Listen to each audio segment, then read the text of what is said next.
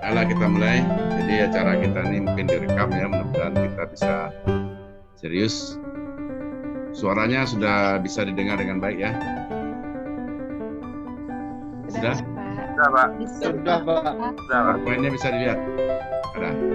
Bisa, Pak.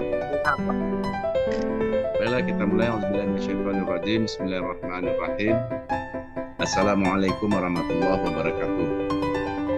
Waalaikumsalam warahmatullahi wabarakatuh. Alhamdulillahirabbil alamin.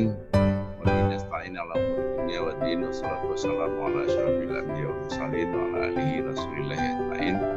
Alhamdulillah hari ini kita diperkenankan untuk bisa bertemu melalui Zoom ini. Tapi ini adalah kemajuan teknologi yang katanya kalau tidak ada pandemi mungkin ini setelah saudara menjadi sarjana di TBH baru bisa familiar dengan ini.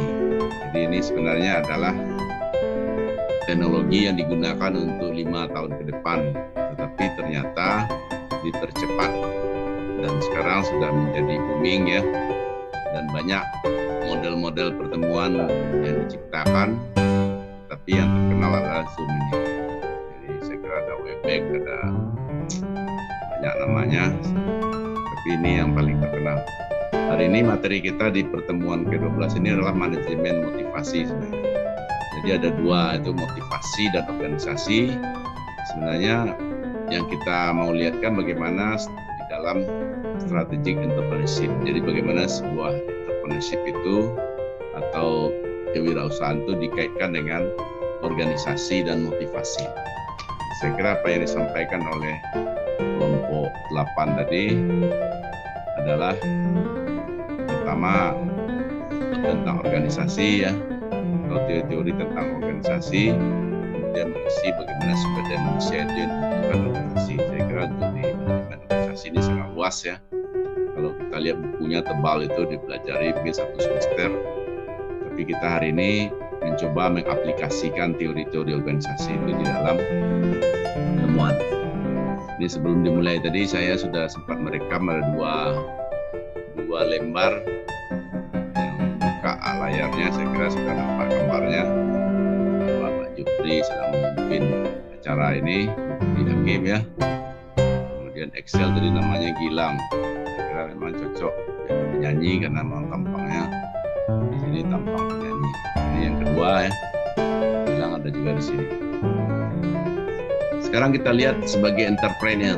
Jadi tugas entrepreneur itu sebenarnya ada dua. Sebenarnya adalah push. Ya. We have been trying to push. Jadi kita sebenarnya mencoba untuk mempush. Karena kalau kita ibaratkan sebuah organisasi itu adalah sebuah kendaraan atau sebuah kotak seperti ini. Bagaimana organisasi itu untuk maju. Nah, majunya sebuah organisasi itu ditentukan oleh seorang organisatoris, pemimpinnya atau seorang yang menjadi owner atau menjadi manajer di organisasi. Jadi dia entrepreneur, tugasnya membawa organisasinya ke puncak.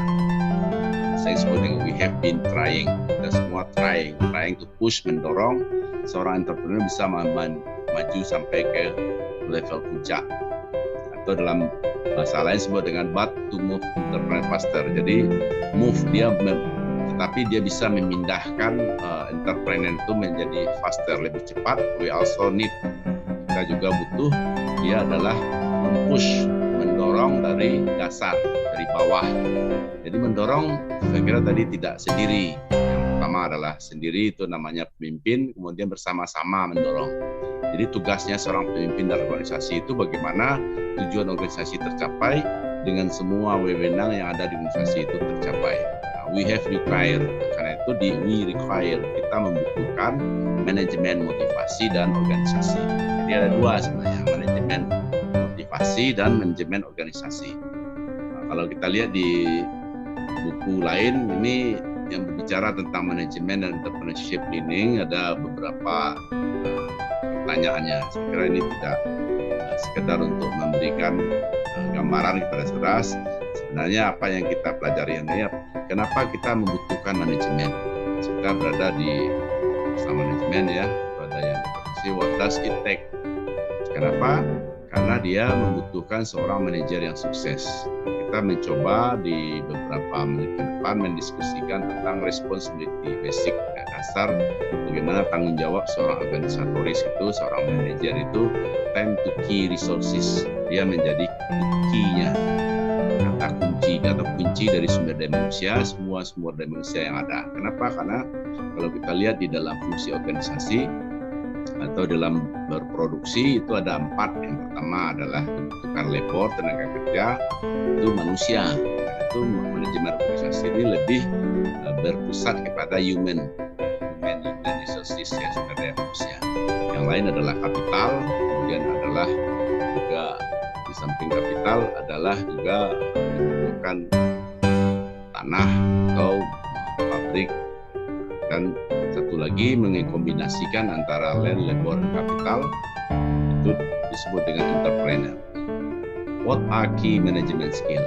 Apa saja kunci-kunci skill keahlian yang dibutuhkan oleh seorang manajer atau seorang manajemen? Manajemen bisa dilihat dari sisi fungsi, kemudian bisa juga dilihat dari bagaimana manajemen itu berjalan. Di sini ada 4 kunci fungsinya. Kita jelaskan tadi, ada planning, ada organizing, ada controlling, activating, pelaksana organisasi. Kemudian ada peran dari mix back, ya, manajemen rule, peran. Kemudian variasi level dari manajemen, ada manajemen top manajemen, kemudian ada middle manajemen, ada lower manajemen. Disebut dengan what are variasi. Ada variasi daripada manajemen bagaimana mengaplikasikan. Sekarang kita coba berbicara dari awal. Kita membutuhkan waktu, saya kira masih waktu 15 menit berjalan. Apa itu manajemen? Ini orang terkenal, saya kira Mary Parker Follett ini, menurut dia manajemen itu banyak. Saya kira mungkin semua tokoh-tokoh manajemen itu mencoba membuat definisi manajemen. Kita pakai saja definisinya Follett. Menurut Follett itu adalah the art of getting things done from the other. Jadi seni itu berarti, jadi ada yang mengatakan bahwanya manajemen itu adalah sebuah ilmu juga, studi. Tapi ada yang mengatakan seni. Kalau ilmu berarti dia bisa dipelajari, karena itu dia menjadi sebuah jurusan di perguruan tinggi, ya. Karena seni dia tidak dipelajari, tapi dia teori, diaplikasikan, dirasakan, dikombinasikan antara afektif, psikomotor, kemudian kognitif. Jadi kalau dia hanya berperan sebagai ilmu, itu hanya ada di kognitif, ilmu pengetahuan kita. Kemudian kalau dia sudah kita libatkan, ada di afektif, sikap kita, bagaimana kita menghadapi. Dalam agama disebut dengan akhlak. Kemudian dalam praktek disebut dengan psikomotorik. Dalam the art of getting things done through the other ini adalah seni bagaimana mencapai sesuatu melalui orang lain. Kalau pada beberapa buku manajemen itu mencontohkan adalah bagaimana seorang penunggang kuda, seorang joki, itu kudanya berpacu dengan beberapa kuda lain. Siapa yang akan sukses sampai, biasanya dalam pacu kuda itu semuanya sampai ke finish, tapi siapa yang nyampainya duluan, kan itu saja. Nah, si kuda dia tidak tahu sebenarnya. Kuda itu disebut dia adalah orang yang dia pimpin. Jadi melalui orang lain atau melalui kuda, si joki itu mencapai tujuannya. Jadi kalau untuk mencapai tujuan, kuda itu dia tidak butuh prestasi, dia tidak perlu pujian, yang piala yang didapatkan juara itu tidak perlu oleh kuda. Yang kuda perlu dia mungkin telur untuk makannya. Jadi yang level bawah itu dia sebenarnya senang, dia dipuji, diberikan penghargaan, tetapi yang akan mendapat kesuksesan adalah pimpinan dalam sebuah manajemen. Itu seperti manajemen. Nah, kalau kita lihat secara umum definisinya, manajemen itu proses. Kalau proses dia berarti dia ada kegiatan yang terus menerus, tidak stagnan, ya. Proses merencanakan, ini planning. Proses mengorganizing, organisasi, kemudian mengactivating, mengarahkan, memimpin, mendirecting, banyak istilahnya di sini. Kemudian mengendalikan. Nah, ini yang ditanya tadi, mengendalikan itu berarti controlling, mengawasi, monitoring atau monitoring evaluation. Kemudian terhadap apa? Terhadap activity, terhadap kegiatan yang utamanya itulah tujuan.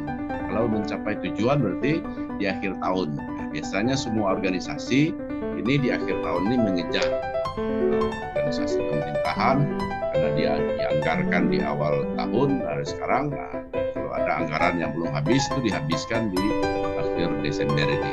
Kenapa? Karena sebuah organisasi tidak pandai menghabiskan anggaran saja berarti dianggap organisasi tidak sukses. Itu dari sisi situ saja. Kalau organisasi bisa menghabiskan anggaran kemudian mencapai tujuannya dengan baik dengan menggunakan resources yang ada, anggaran itu termasuk resources ya, sumber daya, kemudian peralatan yang ada, sumber daya atau resource organisasi sehingga tercapai tujuan organisasi. Sehingga kalau kita lihat dari definisi tadi ada 4. Jadi kalau berbicara tentang manajemen ada 4. Yang pertama proses. Apa itu proses? Proses itu adalah kegiatan yang sesuatu yang terus-menerus kita laksanakan dari hari ke hari ya, atau kegiatan yang direncanakan. Kemudian yang kedua di situ ada fungsi manajemen, planning, organizing, executing, dan controlling. Nah, kemudian ada kegiatan di dalam kegiatan itu aktivitas. Setiap orang akan datang ke kantor atau sekarang tidak perlu lagi ke kantor. Semua orang bisa saja bekerja di rumah karena kegiatan sudah masuk digital. Kebetulan saya seminggu ini belajar tentang digital export management. Jadi manajemen sekarang diarahkan kepada digital. Kalau kita punya produk itu di digital. Jadi kita tidak perlu punya toko sekarang. Karena itu di Amazon itu awalnya dia membuat filosofinya ketika dia membuat toko, sekarang sudah menjadi besar ya. Dia ingin menjual buku, tapi dia tidak punya buku, tidak punya toko buku, tapi bisa jual buku. Sehingga kemudian ada resources, sumber daya organisasi. Jadi ketika kita bicara manajemen di dalam organisasi itu ada 4 di dalam pikiran. Kalau kita kaitkan antara manajemen dan organisasi itu sehingga ada input. Ya, inputnya berarti resources, sumber daya yang kita miliki. Sumber daya itu bisa saja peralatan, ada manusianya, ada peralatan yang dipakai. Kemudian dalam proses manajemen itu di situ ada POAK ya. Jadi POAK itu planning, organizing, executing, dan controlling. Kemudian tujuan.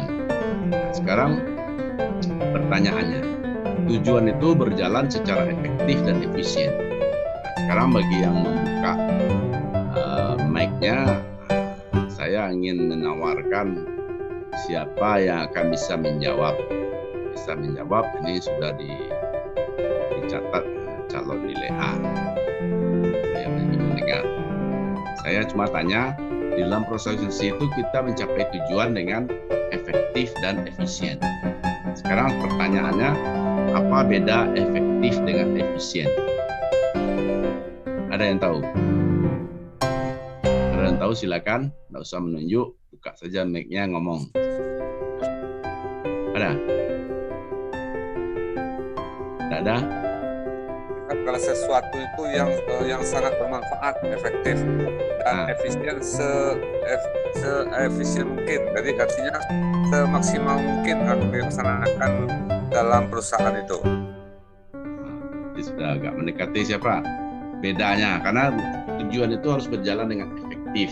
Kemudian capai secara efisien. Ya, silakan. Sony. Silakan Sony.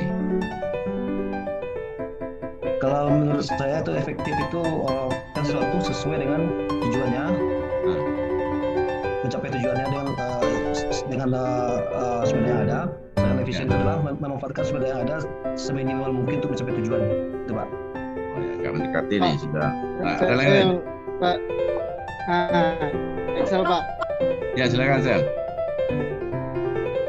Jadi menurut Excel efektif itu menuju tujuan dengan risiko sekecil-kecilnya, sedangkan efisien menuju tujuan tersebut tanpa memikirkan pengorbanan yang ada. Pak. Ada, silakan. Ini Pak. Ini ya. Kalau ini sederhana aja Pak. Kalau Ya. efektif tuh dalam waktu, kalau efisiennya itu dalam anggaran Pak. Itu berkait anggaran dengan bisnis sumber daya beda. Untuk mencapai tujuan itu. Jadi sekarang kita sudah sampai ke yang kita bicarakan. Siapa manajer? Ya, ini orang yang memimpin manajemen disebut dengan manajer ya. Orang yang melakukan kegiatan manajemen atau proses manajemen yang pasti adalah seorang manajer. Manajemen menginginkan tujuannya itu tercapai dengan efektif dan efisien. Sekarang pertanyaan kita, tujuan yang efektif dan efisien itu apa bedanya? Yang satu efektif, yang satu efisien. Pak, Ayo. Leona Pak. Efektif dan efisien. Ya kalau efisien itu lebih kepada pencapaian hasilnya Pak. Kalau efektif Outcome, itu ya. lebih kepada terarah untuk pada tujuannya Pak. Hasil itu dalam bahasa Inggrisnya kan dua, satu output, ada satu lagi outcome ya. Beda. Jadi mungkin saya jelaskan ini, efektif itu adalah doing the right thing. Jadi mengerjakan sesuatu itu yang benar. Jadi misalnya apa yang kita lakukan itu dikerjakan yang benar, bukan yang salahnya. Tapi kalau efisien adalah doing thing right, mengerjakan sesuatu dengan benar. Beda itu. Jadi mengerjakan sesuatu yang benar. Misalnya kalau kita bertugas Satpol PP misalnya. Satpol PP, mentang-mentang kita bertugas Satpol PP, kemudian kita dipersilakan untuk menggusur pedagang kaki lima. Itu saya saksikan betul di pasar Kuning itu kan. Sekarang supaya dia bekerja dengan benar kan, kalau yang emak-emak itu tentu yang ditampilkan yang satpolnya yang wanita belah enak. Jadi supaya tidak terjadi yang tidak enak. Dan bisa itu mengerjakan dengan benar. Jadi sesuai dengan protapnya atau standar operasional prosedur. Nah, kalau kita lihat proses manajemen sudah kita tahu semua nih, planning, organizing, controlling, dan dia sebenarnya bisa berjalan bersama-sama. Ya, Pak Excel. Gimana Excel? Berarti nggak ada yang dapat nilai A ya Pak? Berarti nggak ada yang dapat Sudah mendekati nilai A ya Pak? Tidak nilai A juga. Dengan aktif itu sudah mendekati. Ya kan? Yakin itu dulu Pak Herman. Ya, aktif itu dia namanya nggak akan lupa. Tadi saya kira namanya Gilang. Ternyata Excel. Ada di situ tulis Gilang. Ini mungkin saya tidak bisa menjelaskan. Laptop dipakai adik Pak, karena itu namanya Gilang. Perencanaan atau planning itu ada tinggal 10 menit lagi kita dikasih. Kita di stop dulu satu anak planning organizing itu dikasih tahu nih. Kegiatan menetapkan tujuan organisasi itu yang terbaik untuk mencapai tujuannya. Jadi artinya bisa disebut mengambil keputusan atau dengan itu bagian dari perencanaan. Jadi perencanaan itu saya kira apa saja yang dilakukan. Misalnya ini perencanaannya dibuat dari awal. Tentunya kalau kegiatan organisasi sudah berjalan beberapa tahun, biasanya itu perencanaannya tinggal mengevaluasi. Kalau dia berkait dengan anggaran, biasanya itu evaluasinya itu 10% biasanya ke atas atau 10% ke bawah. Jadi artinya kalau yang tercapai 90% itu dianggap juga berhasil atau melampaui 110% berhasil. Cuma kalau dia 120 atau 130 itu berarti sudah di luar perencanaan. Sedangkan organizing atau pengorganisasian itu sudah masuk di situ staffing ya, kegiatan bagaimana mengkoordinir manusia atau sumber daya manusia, kegiatan tugas-tugas yang anggota organisasi itu sehingga apa yang dilakukan itu berjalan dengan efisien dan efektif. Sehingga kalau untuk menjalankan ini tentu dibutuhkan desain organisasi. Desain organisasi itu adalah menyesuaikan bagaimana struktur organisasi itu mencapai tujuan. Biasanya struktur organisasi kita ini banyak yang berupa seperti ini, yang directing. Directing itu artinya garis lurus ke atas. Terutama di bawah itu level manager ya, manager di bawahnya departemen. Kemudian di pemerintahan sudah beberapa kali berganti. Dulu kalau masa Pak Harto namanya departemen penerangan, departemen itu dipimpin oleh menteri. Sekarang namanya kementerian dan lembaga ya. Nama-namanya bisa berubah karena sesuai dengan perkembangan organisasi. Jadi di antara ilmu ini saya kira manajemen itu termasuk ilmu yang sangat pesat kemajuannya dan juga sangat berkembang dan diminati orang. Kenapa? Karena ilmunya tidak begitu bersifat aplikasi, jadi bisa diterapkan dengan baik. Kemudian dari segi pengarahan atau leading atau memimpin, ini sudah diarahkan ke directing ya, seorang pemimpin organisasi. Saya kira ini yang banyak banyak ditanya tadi tentang organisasi ini. Kenapa kegiatan organisasi itu harus diarahkan atau directing supaya ada jelas pembagian tugasnya dan mempengaruhi orang. Saya pimpinan itu dia pengaruh orang atau disebut dengan influencing. Jadi ada pengaruh. Jadi kalau kita bicara kepemimpinan secara umum ya, 2 orang saja berdiskusi itu sudah ada pemimpin, sudah ada yang dipimpin biasanya. Nah, kalau dilihat dari pembicaraannya, siapa yang banyak bertanya itu biasanya yang pemimpin. Siapa yang banyak menjelaskan itu biasanya yang memimpin. Jadi kalau kita lihat dari orang yang mempengaruhi orang lain, itu berarti dominasi siapa. Nah, itu yang punya bakat dalam kepemimpinan. Nah, begitu juga dalam motivasi dalam bekerja. Jadi ada 3 ya, directing, influencing, dan motivating. Kemudian yang terakhir adalah pengendalian. Mungkin kita ini yang bagian pengendalian ini yang ditanyakan oleh Pak Herman tadi. Jadi pengendalian atau controlling, pengawasan itu sangat berkembang. Di pemerintahan saya masih ingat ketika Menpannya Pak Sarono Mahmudnya, beliau sekarang sedang sehat-sehatnya di usia 6 ya, termasuk orang yang jadi beberapa yang kita pantau sekarang termasuk juga bagaimana umurnya sudah jauh tapi dia tetap konsisten, dia tidak pernah terlempar dari kegiatan, jadi dia berjalan di garis lurus. Dalam pengendalian ini beliau yang banyak membuat Menpan ya, ketika Menteri Peraturan Negara itu membuat pengawasan melekat. Jadi itu yang dikatakan Pak Herman tadi, kegiatan pengawasan itu bisa dari eksternal ya, kemudian bisa dari internal sendiri. Internal berarti pemimpinnya juga mengawasi bawahannya. Sehingga kalau misalnya terjadi kesalahan dari bawahan, pada pemimpin yang harus tanggung jawab.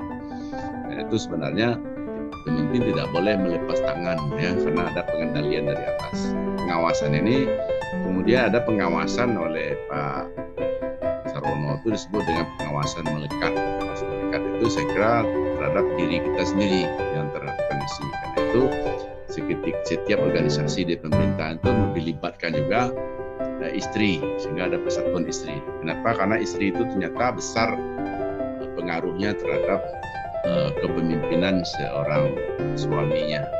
Kalau istrinya hemat ya, atau istrinya tidak begitu banyak menuntut kepada suaminya, saya kira suami bisa dengan baik. Jadi saya kira mungkin ini juga efektif dalam kepemimpinan. Sehingga kalau kita lihat dalam pengendalian itu juga dibuat standar. Sekarang saya kira standar prestasi ini sudah sangat berkembang kalau di organisasi pemerintahan ya, karena orang bekerja tidak lagi tempat duduknya tidak lagi seperti sekolah SMA atau SD ya, ada guru di depan kemudian menghadapi bawahannya berjejer-jejer. Sekarang malahan adalah kegiatan itu meja di tengah, kemudian orang berkeliling. Jadi itu sudah yang model yang bisa dilihat hari ini. Kemudian adalah standar prestasi atau penghargaan itu biasanya diberikan. Kalau swasta biasanya yang saya perhatikan adalah organisasi entrepreneur yang mengarah kepada syariah ya, banyak. Salah satunya adalah JNE. Kemarin itu saya lihat di Jogja itu ada rumah sakit yang pemimpinnya adalah suami istri militer. Jadi ketika ada gempa di Jogja itu dia menerima semua orang yang datang ke rumah sakit itu, sehingga dia tidak bisa lagi membayar gaji perawat dan karyawan, tapi dipanggil semua, mari kita bersama-sama menjalankan kemanusiaan karena rezeki itu dari Allah, dan itulah rumah sakit yang dijalankan secara syariah. Sekarang memang isunya di situ. Kalau beberapa pemimpin ke depan yang hari ini kita berdoa ya, mudah-mudahan pemimpin ini, kalau Indonesia ini mau syariah sebenarnya gampang saja ya. Sekarang sudah dibuktikan di Sumatera Barat itu Bank Nagari itu sudah diarahkan ke syariah.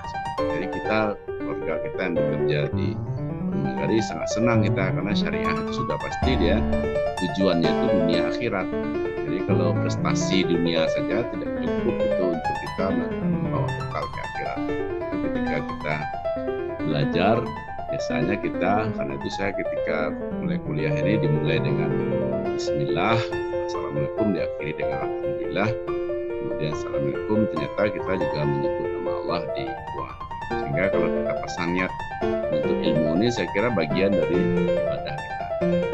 Untuk menetapkan standar itu dibutuhkan. Jadi mungkin saya akan selesaikan di slide ini dulu ya, karena waktunya tinggal 2 menit lagi. Kemudian prestasi itu juga yang telah dicapai itu bisa diukur. Kalau yang syariah itu, saya perhatikan itu ada prestasi, kalau mungkin ada tempat untuk sholat duha di kantornya, kemudian sekali sebulan ada pengajian. Saya ketika jadi mitranya Pusri dulu ada pengajian setiap hari ada senam, jadi kita makan sama-sama. Kemudian setiap ulang tahun ada bersama-sama pacu karung semua, sehingga sangat dekat. Jadi setiap kantor itu ada musolanya, kemudian ada tempat olahraga. Kemudian ada yang dinaik hajikan atau diumrahkan.